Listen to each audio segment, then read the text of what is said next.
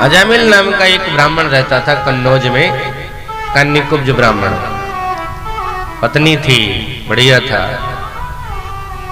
लेकिन कहा ना, अभी मैंने कहा ना, ये धर्म का जो चोला पहन के रखते हैं ये ज्यादा पाप करते हैं।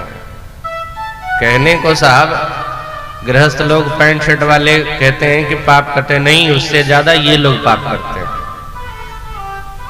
बहुत ज्यादा पापी होते हैं ये सब। क्योंकि इनके अंदर ना सिर्फ एक भाव रहता है कि हमको तो लोगों को बेवकूफ बनाना है, सिर्फ वेश बना लिया और बस लोगों को बेवकूफ बनाते रहना है, पैसे ऐंठते रहना है, बस यही भाव रहता है मन में। इसके अलावा और कुछ भाव रहता ही नहीं, भक्ति तो रहती नहीं, जीवन में नाम जाप का भाव ही नहीं रहता। वो अजामिल ऐसे ही था, लेकिन ऐसे था नहीं, पहले तो वो ब्राह्मण था, किसी दास्या संसर्ग दूषिता, यानी किसी वैश्या के संसर्ग में आकर के वो ऐसा पाप करने लगा था। पहले तो बहुत धार्मिक था, वेद पारायण रहता था, वेद पाठी था, हाथों में माला रहा करता था, सदैव भगवत भजन करता रहता था, लेकिन एक वैश्या के संसर्ग में गया और उसकी जीवन शैली ही बदल गई। ऐसा जीवन में कोई पाप न बचा हो जिसको उसने न किया, बहुत सारे पाप किए। एक बेटा था उसका, महात्माओं के कहने के बाद उसने अपने उस पुत्र का नाम भगवान से जुड़ा हुआ नारायण रख लिया था। जब एक बार भयंकर पापी को ले जाने के लिए यमदूत आए, तो जब उसके प्राणों का हरण करने लगे, प्राणों का जब संकर्षण करने लगे ना, तो वो दर्द से बिलबिलाया। और एक भाव रहता है साहब, एक स्वभाव है, जब हमें तकलीफ होती है ना, आंतरिक जब तकलीफ होती है, तो जो हमारे हृदय के सबसे नजदीक है, हमारे जीवन का जो सबसे समीप है, हम उसी को याद ज्यादा करते हैं। अनायास या तो याद आ जाता है, चले जा रहे हैं ना, रास्ते में चोट लगती है, मां से ज्यादा लगाव है, तुरंत मुंह से निकलेगा ए मां। जैसे ही दर्द होता है तो मां की याद आती है, या फिर जिसको भगवान से जुड़ा होता है तो हे भगवान तुरंत आते हैं। उसका लगाव अपने पुत्र से था। जैसे ही यमदूत उसके प्राणों का संकर्षण करने लगे, उसने अपने पुत्र को पुकाराया, नारायण दूरे क्रीडन का शक्तम पुत्रम नारायण हुयम, नारायण आहूयम। अपने बेटे नारायण को उसने पुकारा। पुकार रहा था किसको? नारायण को, जो उसका बेटा है, नाम था नारायण। भगवान को नहीं पुकारा, बेटे को पुकार रहा था। लेकिन आर्त था साहब, स्वर में करुणा थी, और जैसे ही करुणा के भाव में भर करके उसने पुकारा नारायण। साहब पूरा नाम तो बोल भी नहीं पाया था, अभी तो नारायण ही का तो कहा भी नहीं था। भगवान के पार्षदों के कानों में ये आवाज गई, बोले पूरा नाम ले लिया ना, और हम नहीं पहुंचे तो भगवान पहुंच जाएंगे। इसलिए भगवान के पार्षद पहुंच गए वहां पर। और जो यमदूत उसके प्राणों को खींच रहे थे, उसको रोका, ऐ क्या कर रहा है? यमदूतों ने कहा कि हमारा काम है, संसार के जितने पापी हैं समस्त पापियों को नरक में गिराने का ठेका हमारे पास है। हमारे मालिक हैं ठेकेदार, उनके आदेश से हम ये सब करते हैं। हमारे मालिक हैं यमराज, और ये बहुत बड़ा पापी है। हम इसको नरक में ले जाने के लिए आए हैं और ले जा रहे हैं। भगवान के पार्षदों ने कहा कि तो फिर पापियों को ले जाओ ना, इसे क्यों ले जा रहे हो? बोले महाराज ये पापी ही है, महापापी है, महापापी। दुनिया का ऐसा कोई अधर्म नहीं बच गया हो जिसको इसने नहीं किया हो। भगवान के पार्षदों ने कहा, तुम्हें नहीं पता, तुम्हारे मालिक ने ये नहीं बताया है कि चाहे कितना भी बड़ा अपराधी क्यों न हो, एक बार भी जिसने भगवान का संकीर्तन कर लिया, भगवान का नाम जाप कर लिया, उसके सारे पाप समाप्त हो जाते हैं। तो यमदूतों ने कहा कि भगवान का नाम जपता तब तो। बोले अभी तो पुकारा इसने। बोले महाराज ये कोई भगवान को नहीं पुकारा है, ये देखो सामने उसका बेटा, उसने अपने बेटे को पुकारा है। और बेटे के अंदर इतनी शक्ति थोड़े ने आ गई कि पापों को समाप्त कर दे भाई। भगवान के पार्षदों ने कहा इसका बेटे का नाम कितने साल से है? कितने साल का बेटा है? बोले 4 साल का। तो क्या ये नाम 4 साल से ही चल रहा है? ये नाम तो अनादिकाल से है, और ये अनादिकाल से यह नाम हमारे प्रभु का है। तुम गलत फहमी मत पालो, इसने अपने बेटे को पुकारा है, नहीं, इसने तो हमारे प्रभु को पुकारा है। हमारे प्रभु को इसने याद किया है, अपने बेटे को नहीं याद किया। नहीं महाराज, इसने अपने बेटे को याद किया। मैं कहता हूं नहीं ना, इसने मेरे प्रभु को याद किया है। देखिए महाराज, हमारे काम में बाधा मत डालिए, हम इसको लेकर के जाएंगे ही जाएंगे। सो भगवान के पार्षदों ने कहा तो हिम्मत है तो हाथ लगा कर दोबारा देखो, पता चल जाएगा। सो दोबारा उसके प्राणों को खींचने के लिए फिर जैसे ही हाथ बढ़ाया, सो भगवत पार्षदों ने इतनी पिटाई करी, इतनी पिटाई करी, इतना मारा उसको, बेचारे टिक ही नहीं पाए, भाग खड़े हुए। और भाग करके सीधे यमराज के पास पहुंचे, अपना दंड फेंक दिया और कहा सरकार हमारा इस्तीफा ले लीजिए आप। कति संति हस्तारौ जीवले लोकस्य वै प्रभु। प्रभु मुझे पहले ये बता दीजिए कि संसार में शासन किसका चलता है?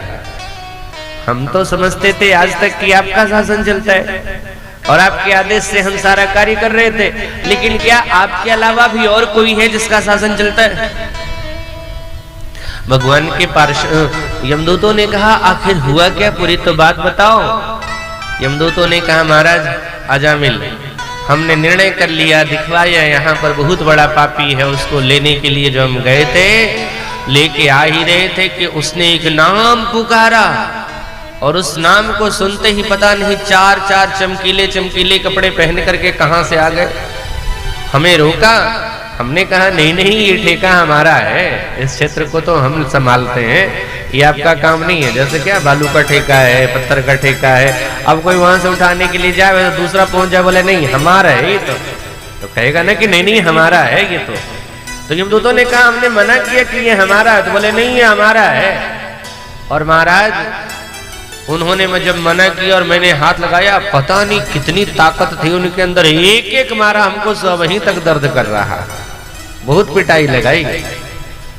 यमदूतों को यमराज जी को आश्चर्य हुआ कि आखिर वो 4 चमकीले कपड़े पहन के आए कौन, और क्या नाम पुकारा था उसने जिसको सुन करके वो आ गए। सो यमदूतों ने कहा उसने पुकारा था नारायण, और जैसे ही नारायण कहा तो झटके से यमराज खड़े हुए और यमदूत का मुंह दबा करके बोले चुप चुप चुप चुप चुप, ये नाम दोबारा मत बोलना। अब तो यमदूत और डर गए, बोले महाराज इतना भयंकर है क्या? यहां भी उसका डर चलता है, यहां भी आ जाएगा क्या? भगवान यमराज जी ने कहा यमदूतों से कि अरे भैया इस नाम में इतनी शक्ति है, अच्छा हुआ मैंने तुम्हारा मुंह पर दबा दिया, और नहीं तो अगर ये आवाज पूरी निकलती ना, नरक में जितने जीव हैं सब खाली हो जाते। ऐसा क्या है सरकार इस नाम में? तो बोले सुनो, ये नाम हमारे भगवान का है, और भगवान के नाम में इतनी महिमा है, इतनी महिमा है। तो महाराज अगर भगवान के नाम को प्रेम से पुकारता तब तो वो भगवान को नहीं अपने बेटे को, बोले आभास ही क्यों न हो जावे। सुनो, यमदूतों से कहा कि विष को या अमृत को, क्या जब तक अमृत के प्रभाव को नहीं जानोगे, उसके जाने बिना पी लोगे अमृत, तो क्या अमृत तुम्हें अमर नहीं करेगी? अमृत का महत्व अगर आपको पता नहीं हो, अमृत के बारे में जानकारी नहीं हो और आप उसको पी लो तो क्या आपको अमर नहीं करेगी? साहब वस्तु कभी भी ज्ञान की अपेक्षा नहीं रखती है कि इसको ज्ञान होगा तभी हम प्रभाव डालेंगे। बिजली का करंट आप जानो या ना जानो कि करंट मारती है, वो आप छू दो तो करंट मारेगी कि नहीं मारेगी? आप नहीं जान रहे हो कि बिजली है फिर भी करंट मार देगी। तो फिर जब साधारण वस्तु में यह प्रभाव है कि आप उसका ज्ञान रखो या न रखो, आपने स्पर्श किया तो वो जो उसका प्रभाव है वो आप पर लागू हो जाता है। फिर ये तो भगवान का नाम है साहब। चाहे आप जानो इस प्रभाव का, इस नाम का प्रभाव या नहीं जानो, इसका जो प्रभाव है वो आपके ऊपर लागू होगा। भाई तुलसी बाबा ने भी कहा है कि चाहे कैसे भी जपो,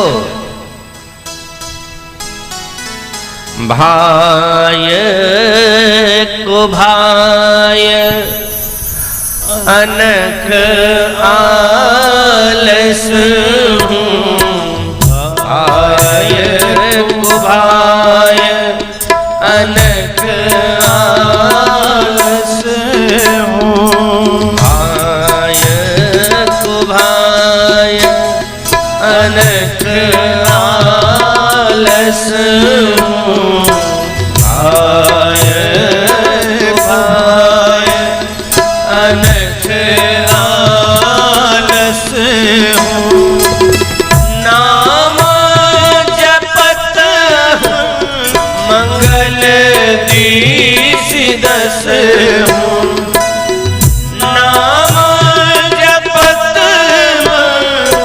मंगल दीस दस हूँ, भाय को भाय अनख आलस हूँ, भाय को भाय, भाय को भाय।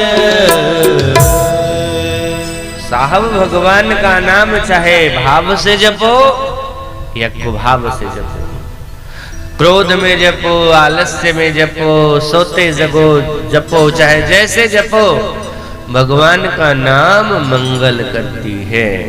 भगवान के नाम में इतनी महिमा है, भगवान को भी नहीं पता है। तुलसी बाबा कहते हैं कहूं कहाँ लगी नाम बड़ाई, राम न सकहीं नाम गुण गाई। यमराज जी ने कहा कि भगवान के नाम की महिमा किसी को पता नहीं, सिर्फ 12 लोगों को पता है भगवान के नाम की महिमा क्या है। ये 12 कौन है?